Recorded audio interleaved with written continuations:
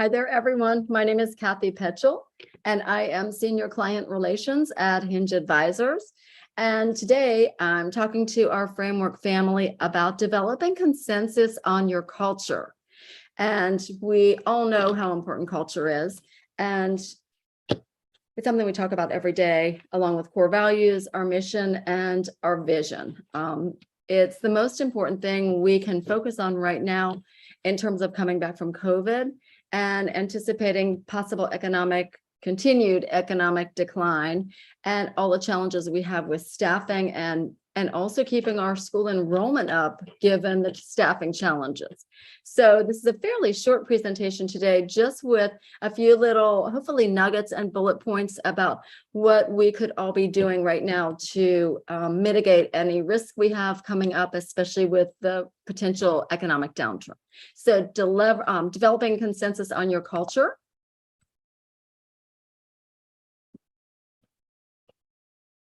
The three key elements for culture are mission, vision, and core values. Of course, those are like words. The biggest part of culture is the people and the relationships. So when we talk about mission, we're talking about what is the one sentence that you say you do and you do really well, and is, the elevator speech you might give to someone. You're riding on an elevator from the first floor to the sixth floor, and you want to tell someone what your mission is. What would those words be? You want to be able to articulate them consistently and really well with hopefully enthusiasm or passion or sincerity, or all three. And you want all of your staff to be able to as well. And if you include your greater community, or you include words like what's best for children, or the way we serve children and their families, words like that are sincere and timely for what your community needs and what you can truly do, you're on your way to a good mission. Missions typically don't change. Some other things might.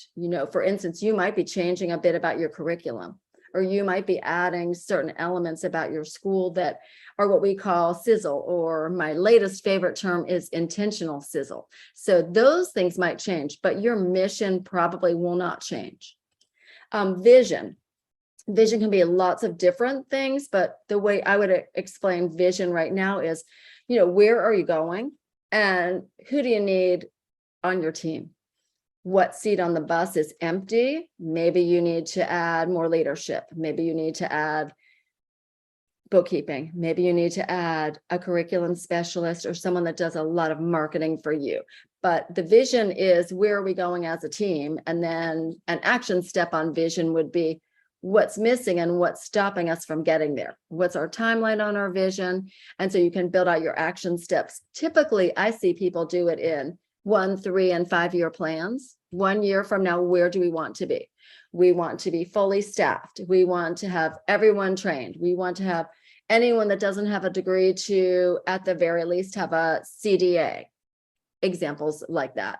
Where do we want to go in terms of our growth?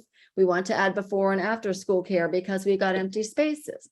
We want to have our building full to enrollment. So that means we need to work on our hiring and our onboarding to make sure that we don't have artificial wait lists in our classrooms. An artificial wait list would be a wait list that you would be able to take the children based on the spaces you have available at your building, but you can't do it because staffing is holding you back. Or maybe you're adding on to your building and that's holding you back. Whatever's holding you back in your 1-year plan, 1 year should be plenty of time to get that corrected. So that would be vision. And then the third key element for a good culture, and again, I said, the umbrella sprinkling over all of this is your people. But the third element is core values. Core values is one of my favorite things to talk about. Again, core values don't really change. If you've got your core values set already for your school, if they're open-ended enough and you've already got buy-in from your school community, which would be your teachers, first of all, your admin and management, and then your parents, and even your greater community, core values. Maybe a core value is kindness. Maybe it's nurturing, very open-ended. And I like to explain core values as a way that we relate to every single person we meet. So we relate to an interview with our core values. We relate to a potential parent on a tour with our core values. We relate to our teachers every day, and we actually answer questions and solve problems based on our core values. We don't want to see typically more than 5 or 6 core values at the very most. This is really hard to do, but everyone on your team should be able to articulate most of your core values. I mean, in a perfect world, all of your core values, but in a reasonable world, most of them. And then why? Why do we have those core values? For instance, one of my core values at my company, and I'm a 3-site owner, as well as a Hinge team member, is trust. And so how would we articulate trust for our children? The children have to have a lot of trust in their teacher, and that their teacher will keep them safe and have them feeling emotionally healthy and have safe boundaries for them to play and to have social interactions. But it's a safe environment because it's typically their first experience away from home, certainly in a group setting regularly. Another core value I have, for instance, would be nurture. So how do we nurture a parent? So many of our families live far away from their family of origin, and we're their family. And so nurturing parents, I just did a tour a few minutes ago at my school, and, nurturing a new mom who is newly pregnant and husband, and you could just tell right from their faces, first baby, so much fun.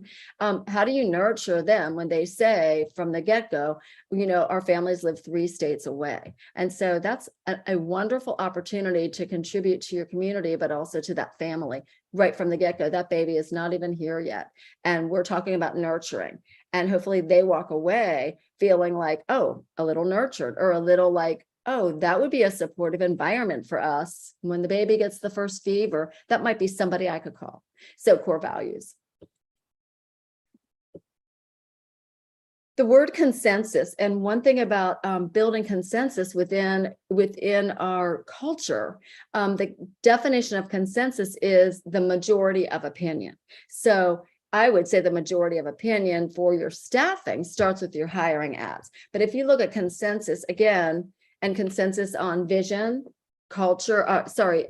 vision, mission, and core values, most people understand and agree with it. The first thing you want to do is start seeking out those people within your hiring ads. If we're talking about staff, we can also talk about enrollment. So when you sprinkle in words like your core values, like nurture, another one of my core values is family. And a lot of you have similar core values. I mean, pretty much everyone I've worked with at Hinge has great core values, and they're different. Sometimes it's creativity, sometimes it's intentional relationships. There's so many great core values. And there's not one right or wrong. It's really what speaks to you. And then what you want to do is sort of just cascade that out to the universe, out to your community, so that you can attract people that those words and those values resonate with you. And then by the same token, if someone's not nurturing, they maybe won't apply with you, which would be actually a gift. They need to go someplace where maybe it's more academic oriented and less mother goosey nurturing. And so that's fine too, because you're helping them by being really honest and authentic and clear about your core values, where they might not fit. So that will help them seek out a job that's a better fit for them. The last thing we want to do is have people yes us about anything about our philosophy, mission, statement, vision, core values, because they're not going to come in authentic, and that's just the recipe for, turnover. And we know turnover is really rough, especially right now. It's hard to keep staff. Retention rates are skyrocketing. People go next door to, any other kind of business for $3 more an hour, and without batting an eye. People are leaving on lunch breaks and not coming back. And, everyone in the world right now is just, a little prickly, let's say. And so being really clear about core values is one remedy to help with turnover. Consensus starts with hiring and enrollment ads. And that would include consistent messaging. You want to message from the get-go on your hiring ads. And by the way, for hiring ads, don't kill yourself and redo everything every time. Take your general words, make sure you have some keywords for anything online, and have your beautiful flyers maybe created on Canva, which is a free app.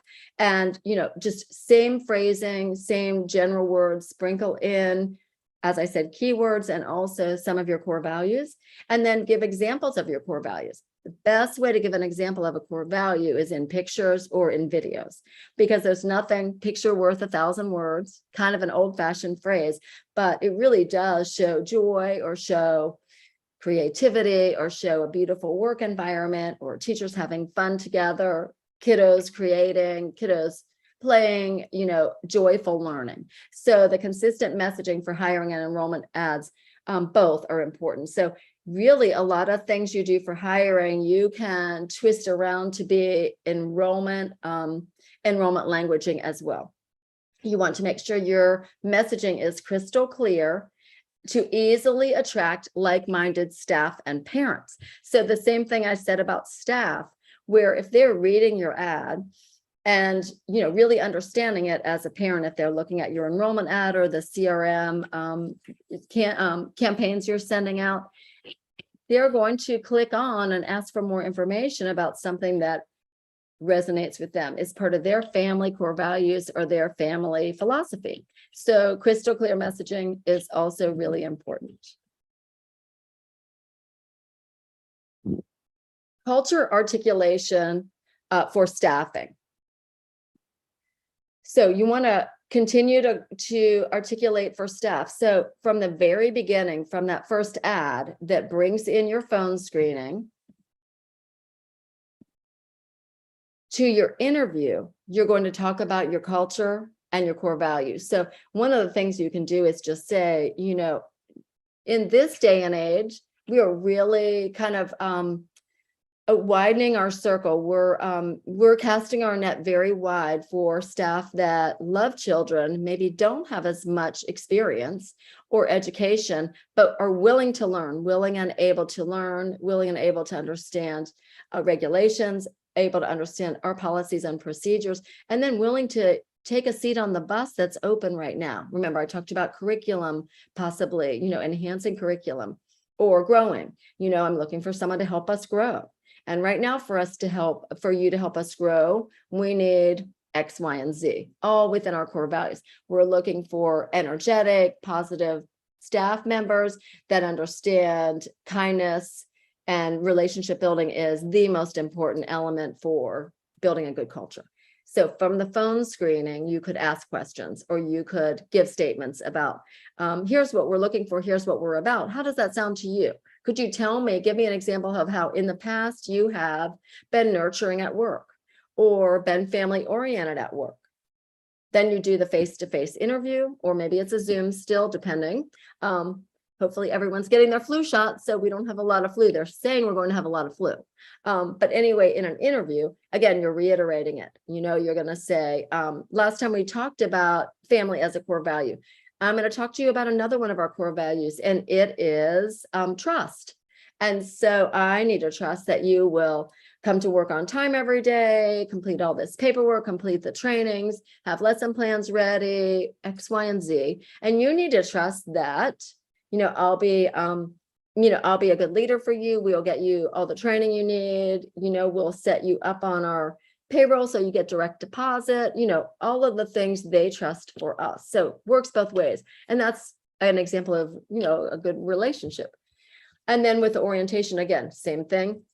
Orientation tends to be either like paper heavy or module online heavy. But again, same thing, relate your core values and your culture, and now is a really good time to start really articulating your your vision. Here's where we're going, because we want to be our area's leader in early childhood education. Here's where we're going. In the next year, we will have all our classrooms full and all be completely hired. And we will be transitioning into outdoor classrooms. Instead of being outside 30 to 45 minutes every morning and afternoon, we would like to double that. And here's how we're doing that. I'm just giving you examples. It's certainly no no particular judgment. I'm just giving you examples of what you could say. And then the training piece, same thing on training piece. Sometimes the training is online or your state is requiring certain trainings, and that won't necessarily be something you can articulate about your core value, but it certainly relates to your mission and it certainly relates to your vision. Having a mentor teacher for your new staff is really important and super helpful. I find mentor teachers, if they skip a generation, so maybe a baby boomer mentors a millennial, or greatest generation traditionalist could mentor an X or even a Gen Z, that tends to work really well. Less so with same generation, but that is just like very general. Find the mentors that want to work together. And, sometimes it's mentoring on curriculum mentoring, and you could have a different mentor on regulations, and you could have still another mentor on safety. So multiple mentors provide lots of cross training and lots of examples of people the new staff member can go to that they'll know who they're most comfortable going to. So it doesn't always just rely on your director. Then regular check-ins, super important. I know we do all of these things, and you all probably have more ideas than I do. And I would always like to hear from you. My email is kpetchel@hingeadvisors.com. Always happy to hear from you. If you think, on certain slides, I definitely missed something. Always happy to have critiques and constructive criticism. But a check-in is really important. Regular check-ins, whether it's a performance review, which I have listed, a career ladder also listed, or it's just a day-to-day, eyeball-to-eyeball check-in. Stanley Greenspan coined the term floor time many years ago, and it relates to parents having one-on-one time with each child in the family every single day, each parent every day with each child.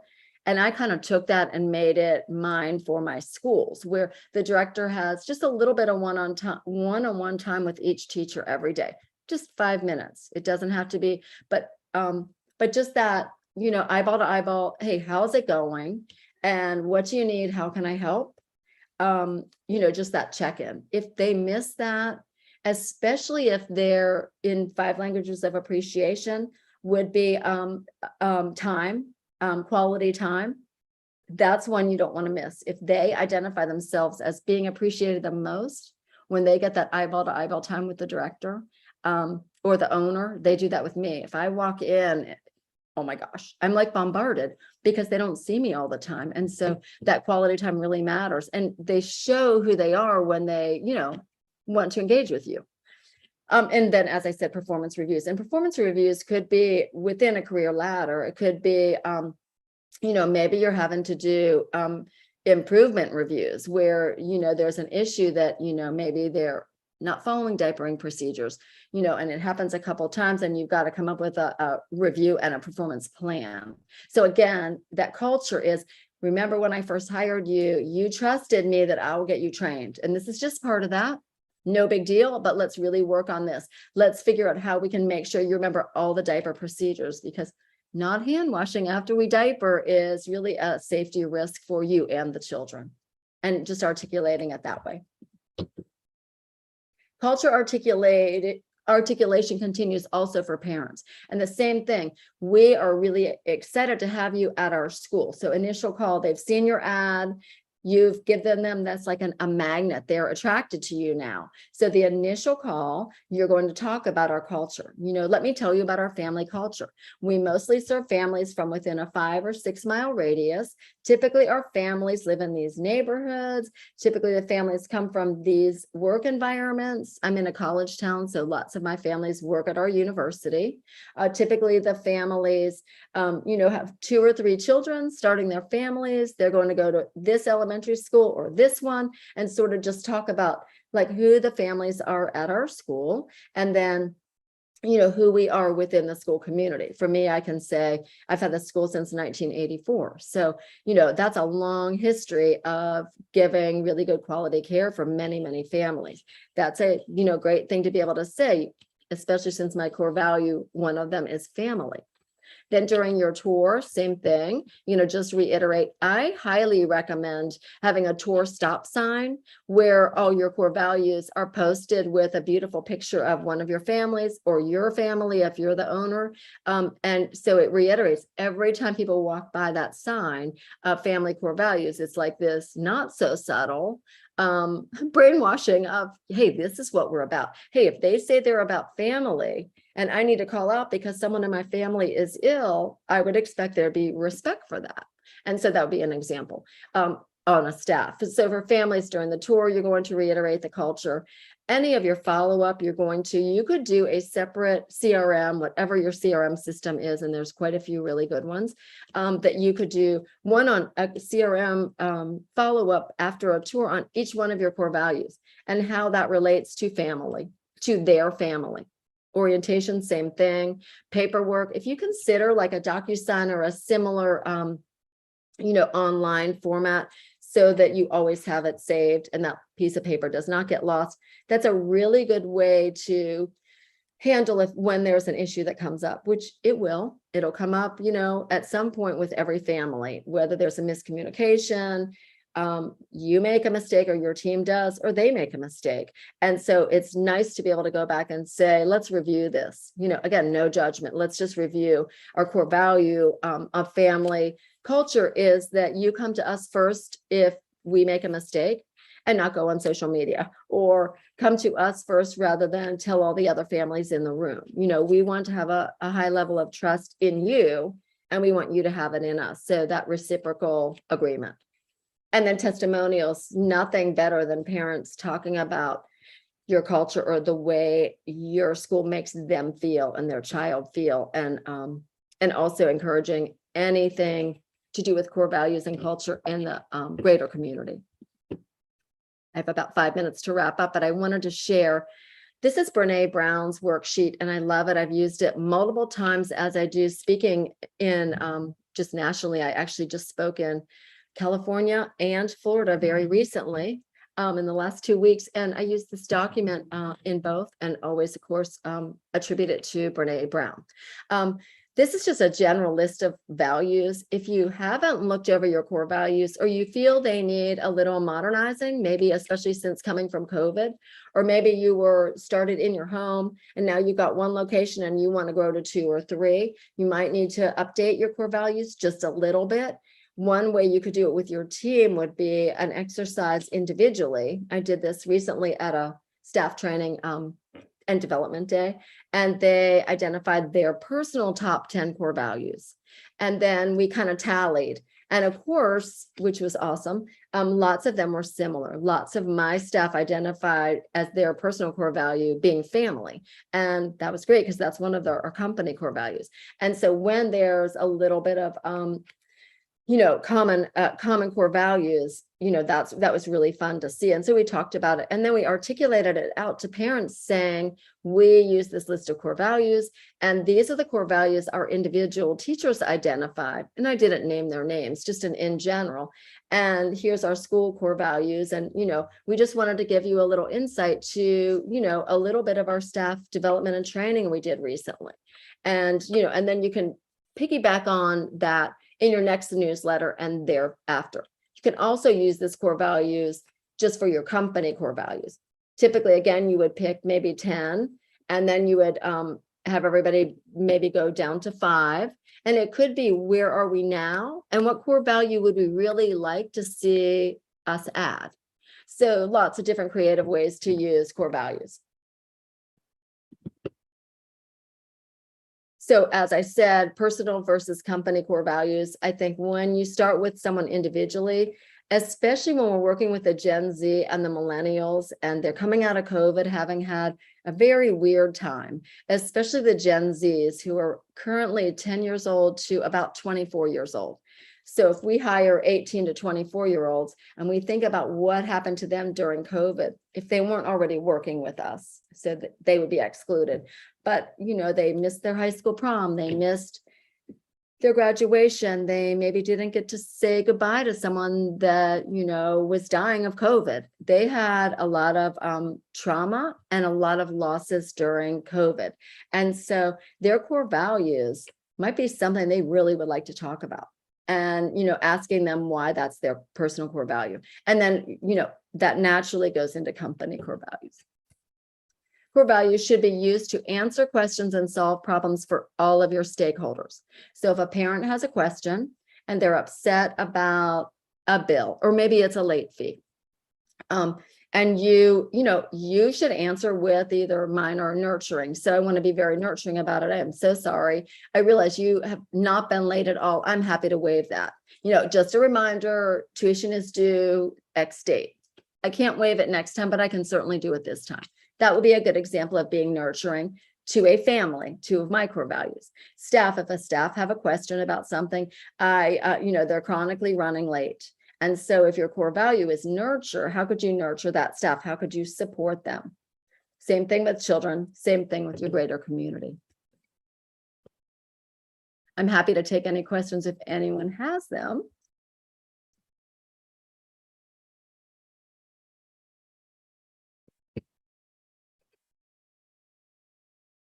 And that's the end of this session for framework. I hope this was helpful and helped you maybe think outside of the box or have 1 or 2 little ahas in terms of building consensus using your culture, because culture really is everything. And that's what's going to move us forward as we're out of COVID and possibly going into a little weird economic time.